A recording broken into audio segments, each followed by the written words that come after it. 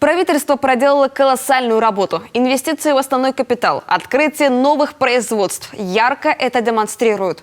Вот как оценили по итогам отчета работу Кабинета министров парламентарии Коми.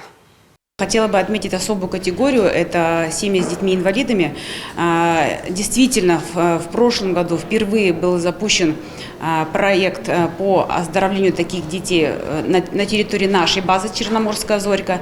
Я точно знаю, что в этом году уже вновь будут открыты эти заявки, и эта мера, она сегодня очень востребована, потому что раньше этого не было. В работе нашего комитета мы большое внимание уделяли в прошлом году безопасности транспортного сообщения и в первую очередь школьным маршрутам.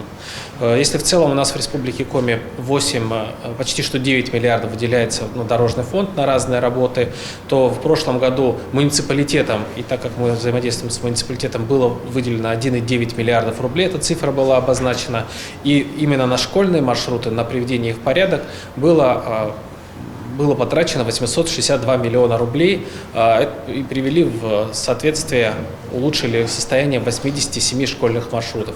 Это действительно в первую очередь про безопасность наших детей, про безопасность наших граждан, про показатель, который тоже в национальном проекте, это количество дорожно-транспортных происшествий и травматизма. То есть это действительно показатель, который надо удерживать, к которому надо стремиться, и надо делать все, чтобы эти цифры положительные сохранялись, динамика сохранялась, потому что мы понимаем, дороги приходят дальше в негодность, надо дальше их ремонтировать.